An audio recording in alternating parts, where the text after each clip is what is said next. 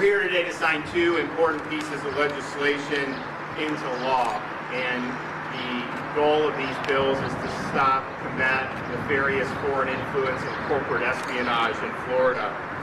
If you look at what's gone on now with the coronavirus pandemic and the cover-up of the origins of COVID-19, it's pretty clear that this was a virus that almost assuredly leaked out of this lab in Wuhan. This is the lab where these scientists were working very closely with the Communist Party of China as well as the Chinese military.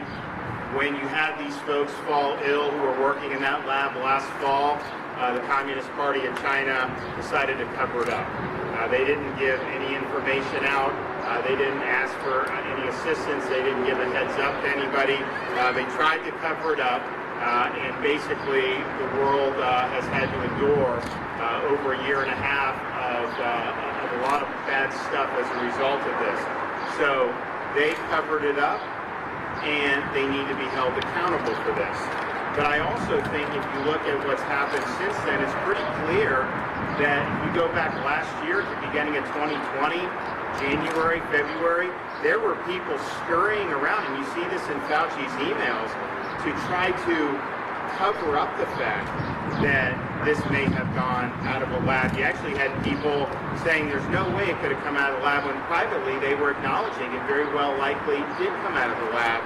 And so I think what this has exposed is you do have relationships between a lot of these institutions in China, particularly in the research realm, and bureaucrats in the United States. You have a whole bunch of other institutions. And so our bills today focus on foreign influence writ large. Absolutely, the 7 countries that are identified specifically, of course, the Communist Party of China, but yes, Communist Cuba, Venezuela, all those, and it's all very important. I think if you look right now, there is no single entity that exercises a more pervasive, nefarious influence across a wide range of American industries and institutions than the Communist Party of China. Academia in the United States is permeated with influence, and I'll go through some of the people. You have researchers getting indicted. This is very common to see researchers at major institutions, including in Florida and also around the country, getting indicted for being in cahoots with the Chinese government. You look at corporate media in the entertainment industry in this country, they are in the pocket of the Communist Party of China.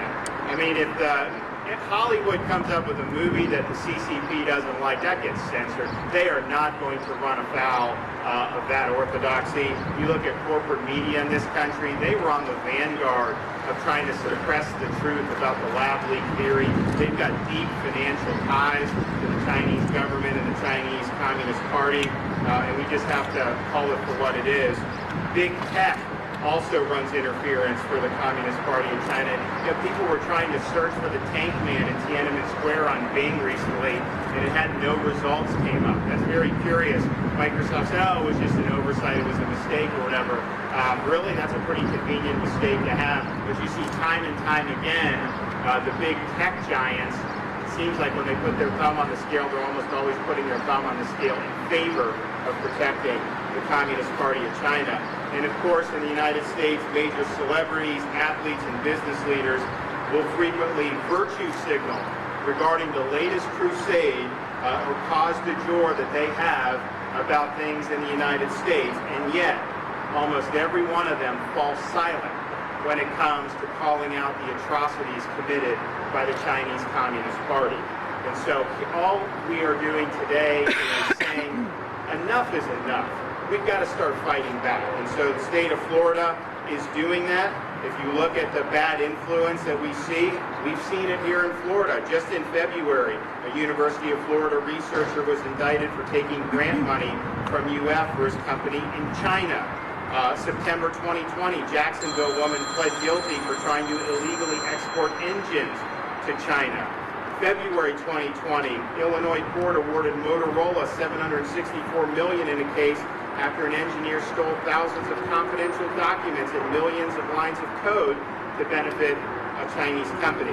September 2019, a University of Kansas researcher collected federal grant money while working full-time for a Chinese university.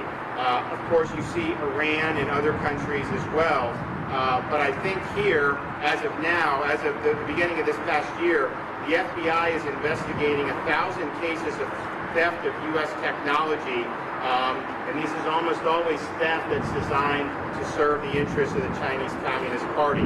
So you don't have to look long and far to see examples of this. I don't think they get the attention they deserve, and clearly a lot of folks in Washington need to do more to be able to combat it. But in Florida, we're going to take a stand.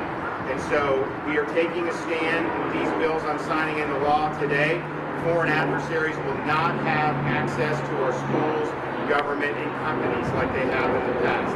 Not the Communist Party of China, not Russia, not Cuba, not North Korea, not Iran, not Syria, not Venezuela.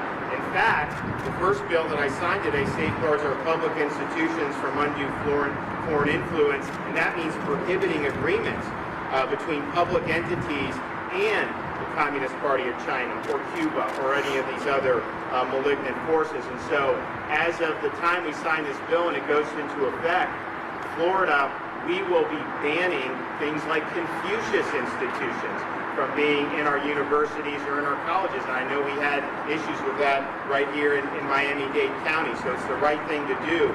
But beyond prohibiting direct deals with these adversarial governments, the bill also makes sure we don't make deals with private companies that are closely tied to these foreign adversaries. The bill also makes sure all nation states, corporations, organizations, and individuals seeking to engage with colleges and universities are fully vetted. We don't want bad actors involved in our colleges and university, and we'll hold you accountable if you run afoul of these new laws. We're also going to sign the Combating Corporate Espionage in Florida Act. It creates new criminal offenses in Florida for the theft and trafficking of trade secrets.